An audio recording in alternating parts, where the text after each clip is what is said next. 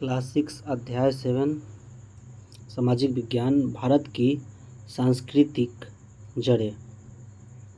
वह जिसे चुराया नहीं जा सकता, जिसे कोई शासक छीन नहीं सकता, जो बोझ नहीं है क्योंकि इसका अपना कोई भार नहीं है, जिसका उपयोग करने से हर दिन इसमें वृद्धि होती है, यह सबसे बड़ी संपत्ति है, सच्चे ज्ञान की संपत्ति। सुभाषित नीतिशक द्वारा लिखित है। एक ऋषि हम्पी कर्नाटक का, ये नीचे चित्र दिया हुआ है। बुद्ध जो कि भूटान में जिनका है, महावीर और बिहार के जो चित्र है। ये जो ऋषि है हम्पी कर्नाटक का चित्र है, और ये बुद्ध भगवान का चित्र है जो कि भूटान से लिया गया है, और ये महावीर स्वामी का चित्र है जो कि बिहार में है, मूर्ति सॉरी। वेद क्या है, इसका संदेश क्या है? प्रथम शताब्दी में भारत में कौन से नए दर्शन मत उभरे, इसके मूल सिद्धांत क्या है?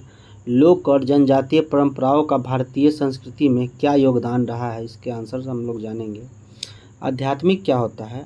आत्मा से संबंधित संस्कृत तथा अनेक भारतीय भाषाओं में आध्यात्मिकता हमारे वर्तमान व्यक्तित्व से परे एक गहरे या ऊंचे आयाम की खोज है। साधक कौन होते हैं? साधक ऐसा व्यक्ति है जो इस दुनिया के सत्य को जानना चाहता है। यह एक ऋषि, संत, योगी, दार्शनिक आदि हो सकता है। भारतीय संस्कृति किसी भी अनुमान के अनुसार अनेक शताब्दियों वर्ष पुरानी है।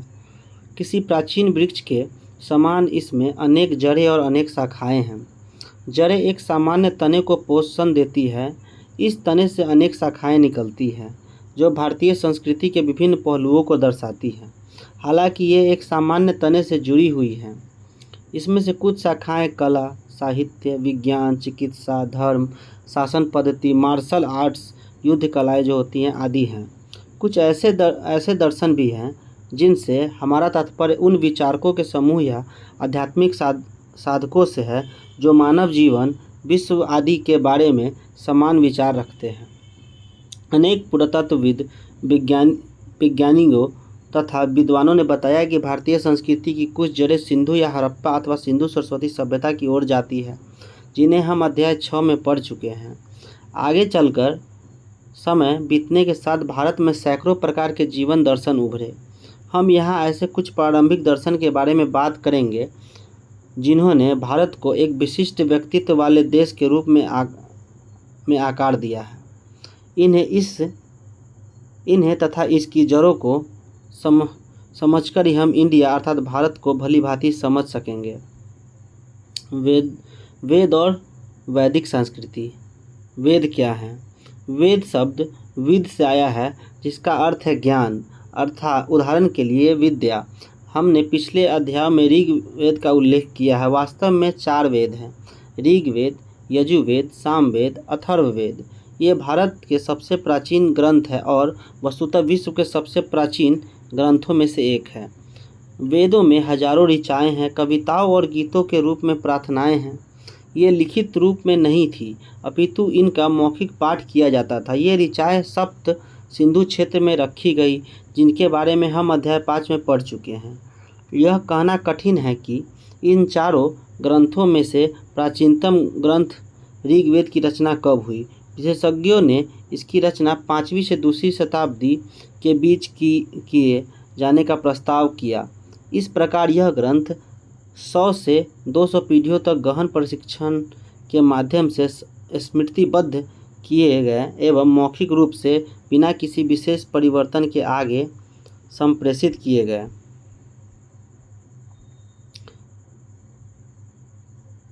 यूनेस्को क्या है? यूनेस्को का पूरा नाम संयुक्त राष्ट्र शैक्षिक, वैज्ञानिक और सांस्कृतिक संगठन है। यह संगठन शिक्षा, विज्ञान और संस्कृति के माध्यम से लोगों और राष्ट्रों के बीच संवाद को बढ़ावा देता है। ब्रह्मांड क्या है? विश्व या ब्रह्मांड की सुव्यवस्थित और संतुलित संरचना ही ब्रह्मांड है। ध्यान रखें, हजारों वर्षों के लिए एक वैदिक पाठ्यशैली के इस सुव्यवस्थित संप्रेषण को 2008 में यूनेस्को ने मानवीयता के मौखिक और अमूर्त विरासत की अनुपम कोटि के रूप में मान्यता दी। वैदिक ऋचाओं की रचना ऋषियों, कवि और ऋषिकाओं, कवियत्रियाँ द्वारा संस्कृत भाषा के एक प्रारंभिक रूप में की गई थी। यह ऋचाएँ अनेक देवों, देवताओं और देवियों जैसे इंद्र, अग्नि, वरुण, मित्र, सरस्वती, उषा और अन्य को काव्यात्मक रूप से संबोधित करती थी। इन दृष्टाओं के साथ मिलकर देवों ने मानव जीवन और ब्रह्मांड में रीत या सत्य और क्रम को बनाए रखा। आदि ऋषियों और ऋषिकाओं ने देवताओं और देवियों को अलग नहीं बल्कि एक ही माना, जैसे कि एक प्रसिद्ध ऋचा में कहा गया है, एकः सतः विप्रा बहुधा वंदती, अर्थात परम सत्य एक ही है, किंतु मनीषी इसके अनेक नाम देते हैं। मनीषी इनके अनेक नाम देते हैं। वैश्विक दर्शन क्या होता है? विश्व का एक निश्चित दर्शन या समझ, इसका उद्भव या इसकी कार्यप्रणाली। इस वैश्विक दर्शन में कुछ मान्यताएं विशेष रूप से महत्वपूर्ण थी, जो सत्य से आरंभ हुई, जो ईश्वर का दूसरा नाम था। ऋग्वेद के अंतिम मंत्रों में लोगों के बीच एकता का भी आह्वान किया गया था। साथ मिलकर चले, साथ मिलकर बोले, एक हो हमारा मन, हमारे विचार मिले, एक हो हमारा उद्देश्य, एक हो हमारा हृदय, हमारे विचार एक हो, अतः सभी सहमत हो। वैदिक समाज के बारे में जानेंगे। प्रारंभ वैदिक समाज विभिन्न जनों अर्थात लोगों का बड़ा समूह में संगठित था। ऋग्वेद में ही ऐसे 30 से अधिक जनों की सूची दी गई है। उदाहरणतः भरत, पुरु, कुरु, यदु, तुर्वस आदि। प्रत्येक जन उपमहाद्वीप के उत्तर पश्चिम भाग के एक विशेष क्षेत्र के साथ जुड़ा था। बुद्ध और महावीर का जन्म। वैदिक दर्शन, उपनिषद यहाँ पे दिखाया गया। आरोग्यकर्ता क्या होते हैं? राहत देने या रोग ठीक करने के लिए पारंपरिक प्रथाओं का उपयोग करने वाला व्यक्ति। इसके बारे में बहुत अधिक ज्ञात नहीं है कि ये जन अपने समाज का शासन कैसे चलाते थे। वेदों में राजा या शासक, सभा और समिति जैसे कुछ शब्दों के माध्यम से कुछ ही संकेत मिलते हैं। सभा और समिति दोनों शब्द सामूहिकता को इंगित करते हैं। वैदिक ग्रंथों में अनेक व्यवसायों का उल्लेख है, जैसे किसान, बुनकर, कुम्हार, शिल्पकार, बढ़ई, आरोग्यकर्ता, नर्तक, नर्तकी, नाई, पुजारी आदि। आइए पता लगाएं, क्या आप जानते हैं कि उस समाज को क्या कहते हैं जहां लोग अपने नेता का चयन करते हैं? आपके विचार से लोगों की ऐसी स्थिति से कैसे लाभ होता है? यदि वे अपने द्वारा नहीं चुने गए नेता के अधीन रहते तो क्या हो सकता? संकेत, शासन और लोकतंत्र विषय में आपने जो पहले पढ़ा है उस पर विचार कीजिए। अपने विचार 100 से 150 शब्दों में लिखिए। वैदिक दर्शन क्या है? वैदिक संस्कृति में अनेक अनुष्ठान, यज्ञ आदि विकसित हुए जो विभिन्न देवी देवताओं के प्रति व्यक्तिगत अथवा सामूहिक हितों या मंगल के लिए समर्पित या निर्देशित थे। दैनिक अनुष्ठान सामान्यतः रूप से प्रार्थनाओं तथा अग्निदेव, अग्नि से संबंधित देव को आहुति और प्रार्थना के रूप में होते थे, किंतु ये अनुष्ठान समय के साथ और अधिक जटिल होते चले गए। उपनिषद वैदिक संकल्पनाओं के आधार पर रचित है तथा इसमें कुछ नई संकल्पनाएं प्राप्त होती हैं, जैसे कि पुनर्जन्म, बार बार जन्म लेना और कर्म, हमारे कर्म और कर्मफल। एक दर्शन जिसे सामान्यतः वेदांत के नाम से जाना जाता है के अनुसार सब कुछ, मानव जीवन, प्रकृति और ब्रह्मांड एक दैवी तत्व है जिसे ब्रह्मा, यह ब्रह्मदेव से भिन्न है अथवा कभी कभी केवल तत्व कहा जाता है। दो प्रसिद्ध मंत्रों में इसे सरलता किंतु गहराई से व्यक्त किया गया है। अहम ब्रह्मास्मि, ब्रह्मासिम, मैं ब्रह्म हूँ अर्थात मैं दिव्य हूँ। तत् त्वम असि, वह ब्रह्म आप ही हैं। उपनिषदों में भी आत्मन या स्वयं की संकल्पना की गई है जो कि प्रत्येक जीव में निवास करता है, परंतु ब्रह्म का ही स्वरूप होता है। इसके अनुसार इस दुनिया में सब कुछ आपस में जुड़ा हुआ है और परस्पर निर्भर है। इसमें एक महत्वपूर्ण प्रार्थना समझाई गई है जो सर्वे भावन्तु सुखिनः या सभी जीव सुखी रहें के साथ आरंभ होती है और सबके लिए रोग तथा दुख से मुक्त की कामना करती है। चेतना क्या होता है? जागृत होने का गुण या अवस्था। उदाहरण के लिए व्यक्ति को स्वयं की चेतना होना। आइए विचार करें, क्या आपने इस महत्वपूर्ण संदेश को प्रदान करने वाली कोई अन्य कहानी सुनी या पढ़ी है? उनसे आपको किन मूल्यों की शिक्षा मिली? प्रथम शताब्दी के आरंभ में वेदों के कुछ अन्य दर्शनों का विकास हुआ। इसमें से एक था योग, जिसने किसी व्यक्ति की चेतना में ब्रह्म का आत्मबोध प्राप्त करने के उद्देश्य से अनेक विधियां विकसित की। इन सभी दर्शनों से मिलकर कुछ आधारभूत विचार बने, जिन्हें हम आज हिंदू दर्शन कहते हैं।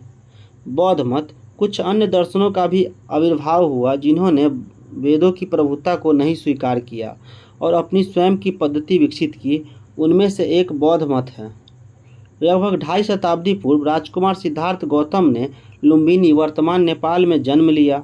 उनके जन्म के समय के विषय में विद्वानों में सर्वसम्मति नहीं है। अध्याय 4 में हमने 560 को इस पूर्व के उनका अनुमानित जन्म वर्ष माना है। इससे हमारी यह कहानी आगे किसी भी प्रकार प्रभावित नहीं होगी। कथा के अनुसार सिद्धार्थ गौतम राजमहल में एक सुरक्षित वातावरण में बड़े हुए। एक दिन 29 वर्ष की आयु में उन्होंने रथ पर बैठकर नगर में घूमने की इच्छा प्रकट की और उस समय उन्होंने अपने जीवन में पहली बार एक वृद्ध, रोगी और एक शव को देखा। उन्होंने एक सन्यासी को भी देखा जो प्रसन्न और शांत लग रहा था। इन सब का अनुभव करने के बाद सिद्धार्थ ने अपने राजसी जीवन, अपनी पत्नी और बेटे को त्यागने का विचार किया। एक सन्यासी की तरह पैदल चलते हुए और अन्य सन्यासियों तथा विद्वानों से मिलते हुए उन्होंने मानव जीवन में दुखों के मूल कारण को खोजा। बोध गया, वर्तमान बिहार में एक पीपल के वृक्ष के नीचे कई दिनों तक ध्यानगत रहने के बाद उन्हें ज्ञान की प्राप्ति हुई। उपनिषदों की कई कथाओं से हमें प्रश्न पूछने के महत्व का पता चलता है, फिर चाहे ये प्रश्न किसी महिला, पुरुष या बच्चे ने पूछे हो। श्वेत केतु और यथार्थ बोध का बीज छांदोग्य उपनिषद से लिया गया है। ऋषि उद्दालक आरुणि ने अपने पुत्र श्वेत केतु को वेदों के अध्ययन के लिए गुरुकुल भेजा। जब 12 वर्ष बाद श्वेत केतु वापस आया तो उसके पिता ने यह अनुभव किया कि वह अपने ज्ञान के कारण बहुत अहंकारी हो गया है। इसलिए उद्दालक ने ब्रह्म के स्वरूप पर उसके ज्ञान का परीक्षण करने के लिए प्रश्न पूछे, जिसका उत्तर श्वेत केतु नहीं दे सका। उद्दालक ने उसे समझाया कि किस प्रकार ब्रह्म अदृश्य रहते हुए भी सर्वव्यापी है। जैसे बरगद के फल का बीज खोलने पर रिक्त खाली दिखाई देता है, किंतु इसमें बरगद के वृक्ष का भावी रूप निहित होता है। अथवा जैसे एक ही प्रकार की मिट्टी से अलग अलग प्रकार के बर्तन बनाए जा सकते हैं, उसी प्रकार हमारे चारों ओर जो कुछ भी है एक ही तत्व ब्रह्म से उसका उद्भव हुआ है। उन्होंने अपनी सीख यह कहकर समाप्त की, सभी में यही सूक्ष्म तत्व व्याप्त है, तुम वही हो श्वेत केतु। नचिकेता और उसका ज्ञान पिपासा कठोपनिषद से लिया गया है। एक बार एक व्यक्ति यज्ञ के समय अपनी समस्त संपत्ति दान दे रहे थे। उनके पुत्र नचिकेता ने उनसे पूछा कि वे उसे किस देवता को अर्पित करेंगे। नचिकेता द्वारा बार बार यही प्रश्न पूछने पर पिता क्रोध में आ गए। उसने उत्तर दिया, मैं तुम्हें यम अर्थात मृत्यु के देवता को अर्पित करता हूँ। इसके बाद नचिकेता यमलोक की ओर निकल पड़े। लंबी प्रतीक्षा के बाद वे अति शक्तिमान देव से मिले। उनके मन में एक प्रश्न था, शरीर की मृत्यु के बाद क्या होता है। यम ने पहले तो बालक के प्रश्नों का उत्तर टालने का प्रयास किया, किंतु नचिकेता के निरंतर आग्रह करने पर अंततः यम देव ने प्रसन्न होकर उसे आत्मा के बारे में समझाया, जो सभी जीवों में निहित है। इसका न तो जन्म होता है न तो मृत्यु होती है, यह अमर है। यह गहन ज्ञान की प्राप्ति के बाद नचिकेता अपने माता पिता के वापस आ गए, जिन्होंने उल्लासपूर्वक उनका स्वागत किया। नचिकेता और यमदेव। गार्गी और याज्ञवल्क्य का शास्त्रार्थ बृहदारण्य उपनिषद से लिया गया। एक बार विद्वान राजा जनक के एक दार्शनिक शास्त्रार्थ के विजेता को पुरस्कार देने की घोषणा की। याज्ञवल्क्य नामक सुप्रसिद्ध ऋषि राज दरबार में आए और गार्गी, जो कि एक ऋषिका, के प्रश्न पूछने से पहले तक अनेक विद्वानों को पराजित किया। इसके बाद गार्गी ने विश्व के स्वरूप पर याज्ञवल्क्य से अनेक प्रश्न पूछे और अंत में ब्रह्म के स्वरूप पर भी प्रश्न पूछे। तब याज्ञवल्क्य ने उन्हें अपने आगे प्रश्न पूछने से मना किया। हालांकि कुछ समय बाद गार्गी ने पुनः प्रश्न पूछा। तब याज्ञवल्क्य ने समझाया कि कैसे ब्रह्मा ही संसार, ऋतुओं, नदियों तथा अन्य सभी चीज़ों का निर्माण करता है। मोह किसी व्यक्ति या वस्तु के साथ संबंध की स्थिति, सामान्यतः रूप से भावना या आदत के माध्यम से। भिक्षु क्या होते थे? एक ऐसा व्यक्ति जो दुनिया के सामान्य जीवन को त्याग स्वयं को किसी धार्मिक या आध्यात्मिक लक्ष्य के लिए समर्पित कर देता है। भिक्षु सामान्यतः तौर पर व्रत लेता है, अर्थात वचनबद्ध रहता है कि वह अनुशासित जीवन के लिए कठोर नियमों का पालन करेगा। भिक्षुनी होती है महिला, भिक्षु को बोला जाता है। उन्होंने अनुभव किया कि अविद्या और मोह मानवीय कष्ट के स्रोत है और इन दोनों कारणों को दूर करने की विधि संकल्पित की। इसके बाद सिद्धार्थ बुद्ध के नाम से जाने गए, जिसका अर्थ है ज्ञानी या जागृत व्यक्ति। बुद्ध ने जो ज्ञान प्राप्त किया उसका उपदेश देना आरंभ किया। उनके उपदेशों में अहिंसा का विचार निहित है, जिसका मूल अर्थ है चोट नहीं पहुंचाना या नुकसान नहीं पहुंचाना। उन्होंने निष्ठापूर्वक आंतरिक अनुशासन पर भी बल दिया। उनकी कही गई निम्न बातों में इसे सरल तरीके से समझाया गया है। बुद्ध ने संघ की स्थापना की, जो भिक्षुओं, आगे चलकर भिक्षुणियों का एक समुदाय है, जिन्होंने स्वयं को बुद्ध के उपदेशों के पालन और प्रसार के लिए समर्पित कर दिया है। भारत और पूरे एशिया पर उनका गहरा प्रभाव था, जिसे हम आगे पढ़ेंगे। यह प्रभाव आज भी अनुभव किया जा सकता है। जल से व्यक्ति शुद्ध नहीं हो सकता, जबकि कई लोग यहाँ पवित्र नदी में स्नान करते हैं, परंतु वह व्यक्ति शुद्ध है जिसमें सत्य और धर्म निवास करते हैं। युद्ध के मैदान में हजारों व्यक्तियों पर हजारों बार विजय पाने की तुलना में स्वयं पर विजय पाना अधिक बड़ी उपलब्धि है। लगभग 1800 वर्ष पुरानी पत्थर की कृति, जिसमें बुद्ध उपदेश देते हुए दर्शाए गए हैं। गौतम बुद्ध। आइए पता लगाएं उपरोक्त कृति में बुद्ध को कैसे दर्शाया गया है, इस पर विचार कीजिए। क्या आप भारत के कुछ राज्यों या कुछ अन्य देशों के नाम बता सकते हैं जहां आज भी बौद्ध मत का प्रमुख मत है? इन स्थानों को विश्व में मानचित्र पर अंकित करने का प्रयास कीजिए। जैन मत। जैन मत एक महत्वपूर्ण दर्शन है जो उसी समय काफ़ी लोकप्रिय हुआ, यद्यपि इस मत को अधिक प्राचीन माना जाता है। सिद्धार्थ गौतम के समय ही राजकुमार वर्धमान का जन्म 6वीं शताब्दी के आरंभ में वैशाली, वर्तमान बिहार के नगर के समीप हुआ था। उन्होंने 30 वर्ष की आयु में अपना घर त्यागने और आध्यात्मिक ज्ञान की खोज का निर्णय लिया। उन्होंने सन्यासी जीवन के अनुशासन का पालन किया और 12 वर्ष बाद उन्हें अनंत ज्ञान या सर्वोपरि विवेक प्राप्त हुआ। उन्हें महावीर या महानायक के नाम से जाने लगा और उन्होंने अपने अर्जित ज्ञान का उपदेश देना आरंभ किया। ध्यान रखें, जैन शब्द जीन से आया है, जिसका अर्थ है विजेता। इसका अर्थ किसी क्षेत्र या शत्रुओं पर विजय पाने से नहीं, बल्कि अविद्या और मोह पर विजय पाने से है, ताकि ज्ञान प्राप्ति किया जा सके। महावीर वर्धमान का एक पारंपरिक चित्र यहाँ पे दिया गया। जैन मत के उपदेशों में अहिंसा, अनेकांतवाद और अपरिग्रह शामिल है। ये विचार काफ़ी हद तक बौद्ध तथा वेदांत दर्शन के विचारों को साझा करते हैं, जो भारतीय संस्कृति के केंद्र में है। इसमें से प्रथम विचार को महावीर के इस कथन द्वारा समझाया जा सकता है: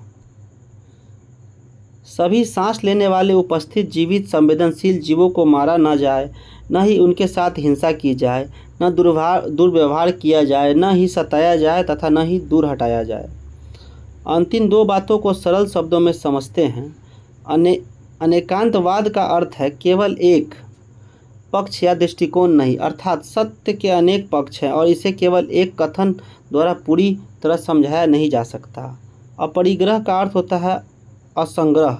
इसके अंतर्गत पार्थिव वस्तुओं से दूर और स्वयं को जीवन में केवल अनिवार्य वस्तुओं तक सीमित रहने की सलाह दी जाती है। जैन मत में सभी जीवों, मानवों से लेकर अदृश्य जीवों तक आपसी संबंध और आपसी निर्भरता पर ही बल दिया गया है, क्योंकि ये सभी एक दूसरे के पूरक है और एक दूसरे के बिना जीवित नहीं रह सकते। प्रकृति, जीवों और वनस्पतियों का अध्ययन करने वाले वैज्ञानिकों ने इस गहन सत्य की बार बार पुष्टि की है। जातक कथाएं क्या होती? जातक कथाएं पीढ़ियों से भारतीय बच्चों और वयस्कों को समान रूप से आहदित करती है। ये बुद्ध के पूर्व जन्मों की कहानियां हैं और बड़े ही सरल तरीके से बौद्ध आदर्शों को व्यक्त करती हैं। एक प्रसिद्ध कथा में बुद्ध वानरों के एक बड़े समूह के राजा थे। वे एक विशालकाय वृक्ष के समीप रहते थे जिस पर मीठी सुगंध आने और वाले और स्वादिष्ट फल लगे हुए थे। वानर राज के आदेश के बावजूद कि उस वृक्ष का कोई भी फल किसी और के हाथ न लगे, एक दिन एक पका हुआ फल नीचे नदी में जा गिरा। पानी की धारा के साथ बहकर वह फल जाल में फंसा और उसे राजमहल ले जाया गया। राजा उस फल के स्वाद से इतना मोहित हुआ कि उसने अपने सैनिकों से उस फल के वृक्ष को ढूंढ निकालने के लिए कहा। लंबे समय तक खोजने के बाद उन्हें वह वृक्ष मिल गया और उन्होंने देखा कि वानर उन फलों का आनंद उठा रहे थे। सैनिक ने वानरों पर हमला किया। वानर राज के पास अपने वानरों को बचाने का केवल एक ही रास्ता था कि नदी पार कराने में उसकी सहायता की जाए, किंतु वे अपने आप ऐसा नहीं कर पा रहे थे। उनसे आकार में बहुत बड़े होने के नाते वानर राज ने नदी में के दूसरे किनारे पर एक पेड़ को पकड़ा और उन्हें नदी पार कराने के लिए अपने शरीर को मानो एक पुल बना दिया। इस प्रक्रिया के दौरान उसका शरीर घायल हो गया और अंत में उसकी मृत्यु हो गई। राजा ने कुछ दूरी से यह दृश्य देखा और वह वानर राज के इस निस्वार्थ बलिदान से बहुत अधिक प्रभावित हुआ। वह भी प्रजा के साथ अपनी भूमिका पर सोच विचार करने लगा। वानर राज की कथा दर्शाने वाली पत्थर की कृति चित्र मध्य प्रदेश से लिया गया।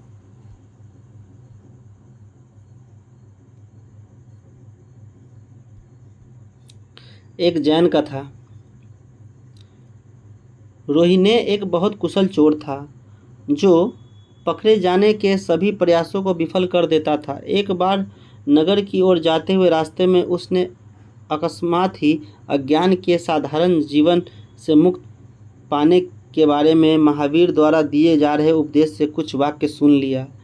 रोहिणे ने नगर पहुंचने के बाद उसे पहचान लिया गया और गिरफ्तार कर लिया गया। उसने स्वयं को एक साधारण कृषक बताया। एक मंत्री ने उसे अपनी पहचान प्रकट करने का दबाव डालने के लिए चतुराई से एक योजना बनाई, किंतु महावीर के शब्दों को याद रखते हुए रोहिणे मंत्री की योजना समझ गया और उसके जाल से बच निकला। बाद में रोहिणे को बहुत पछतावा हुआ। वह महावीर के पास गया और अपने अपराधों को स्वीकार किया। उसने चुराया हुआ धन वापस किया और अपने अपराधों के लिए क्षमा मांगी। वह भिक्षु बन गया। उसे अपने अब तक के भ्रमपूर्ण जीवन का एहसास हुआ। तत्पश्चात उसने आध्यात्मिक ज्ञान अर्जित करने पर अपना ध्यान केंद्रित किया। यह कहानी सम्यक कर्म और सम्यक विचारों के महत्व को दर्शाती है और यह भी बताती है कि हर व्यक्ति को जीवन में दूसरा अवसर मिलना चाहिए।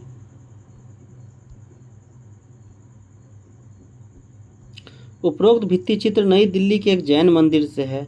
का अवलोकन कीजिए। इसमें क्या विशेष दिखाई दे रहा है, इससे क्या संदेश मिलता है, आइए विचार करें। बौद्ध मत और जैन मत दोनों में ही अहिंसा का अर्थ व्यक्ति या जीव के प्रति शारीरिक हिंसा न करने से भी कहीं अधिक है। इसमें विचारों की हिंसा से भी संयम रखने के लिए कहा गया है, जैसे कि किसी के बारे में बुरी भावना नहीं रखना। यदि हम अपने आप को ध्यान से देखें तो हमें ऐसे नकारात्मक विचार स्वयं में अनुभव होते हैं जो हमें इसे सकारात्मक विचारों में बदलना सीखना चाहिए। कभी कभार ये नकारात्मक विचार स्वयं ही हमारी ओर निर्देशित होते हैं।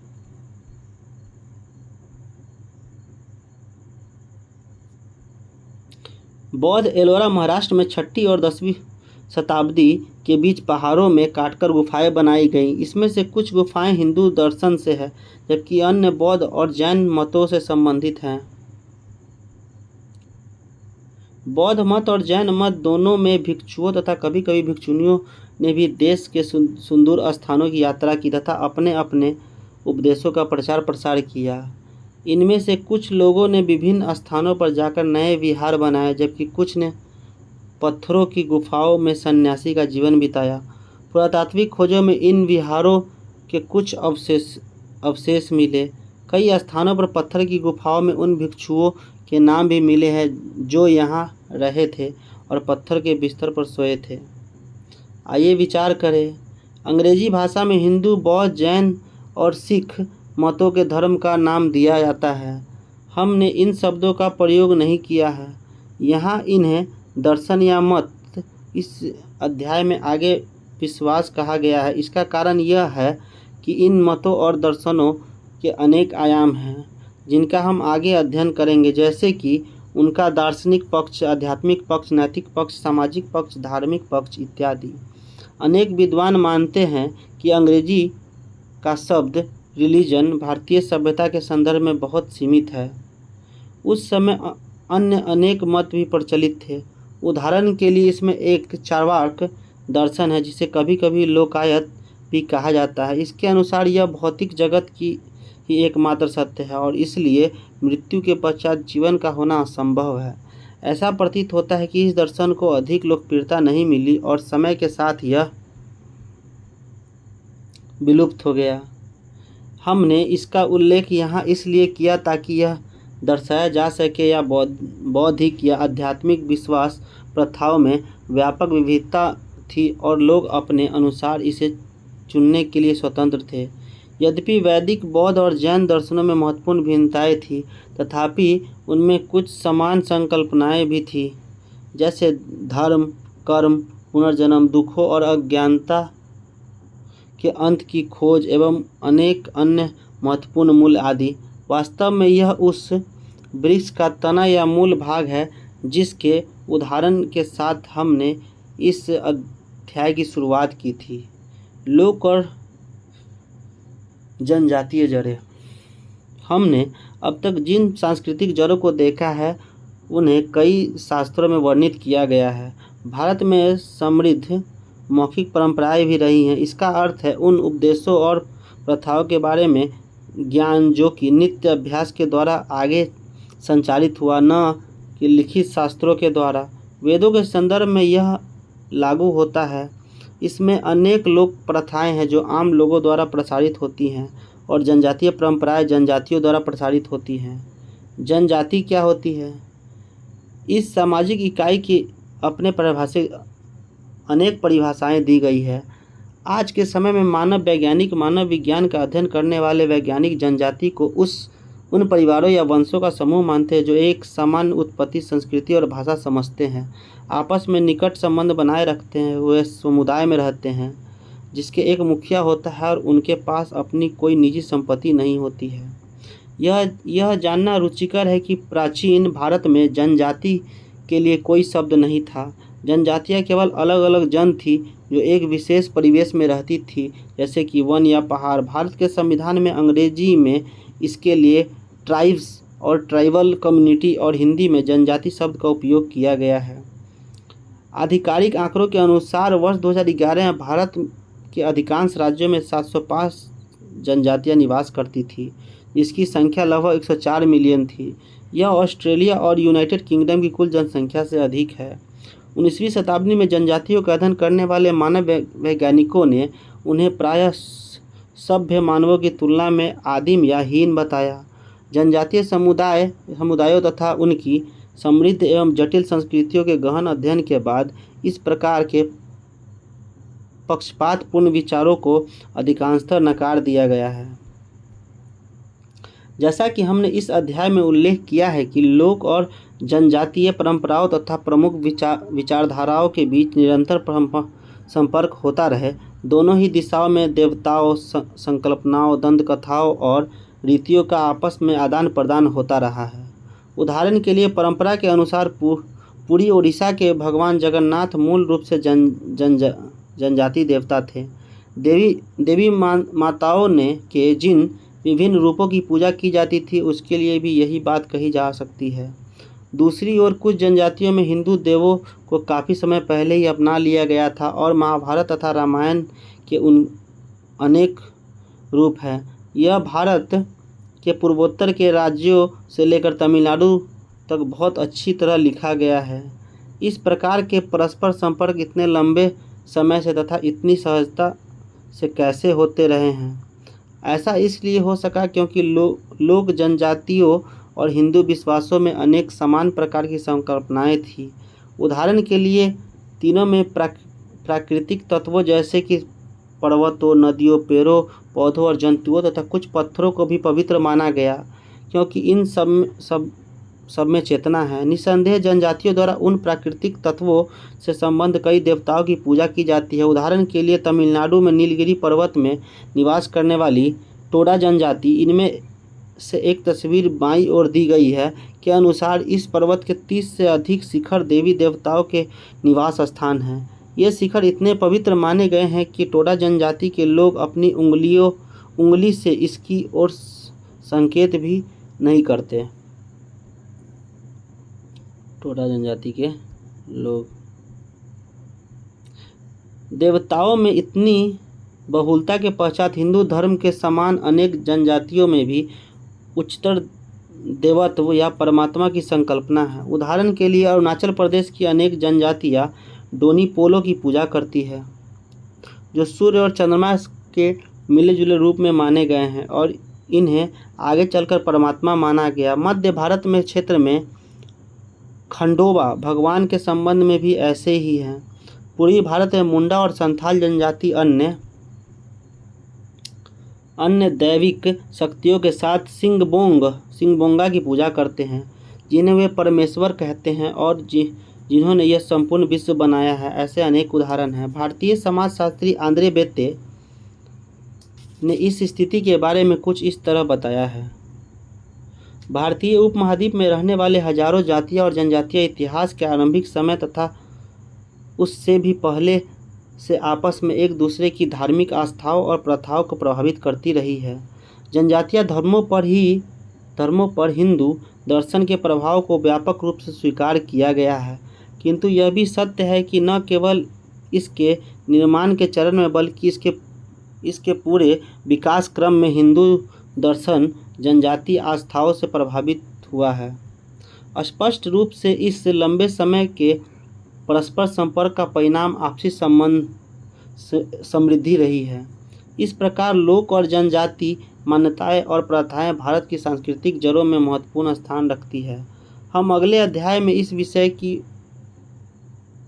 को और भी विस्तार से बताएंगे। आगे बढ़ने से पहले भारत के प्राचीनतम ग्रंथ वेदों में अनेक दर्शनों को जन्म दिया। वेदांत और योग इसमें प्रमुख है। बौद्ध और जैन मत वेदों के प्राधिकार क्षेत्र से पढ़े गए और उन्होंने कुछ विशिष्ट मूल्यों एवं प्रथाओं पर बल दिया। यद्यपि इन मतों के सिद्धांत और विधियां भिन्न थी, फिर भी इनमें कुछ महत्वपूर्ण संकल्पनाएं समान थी। ये दुख के कारण और अज्ञान के निवारण के साधनों का पता लगाने का सतत प्रयास करते हैं। हजारों वर्षों से जनजातीय विश्वास, प्रथाओं तथा कलाओं का हिंदू दर्शन के साथ मेलजोल होता रहा है।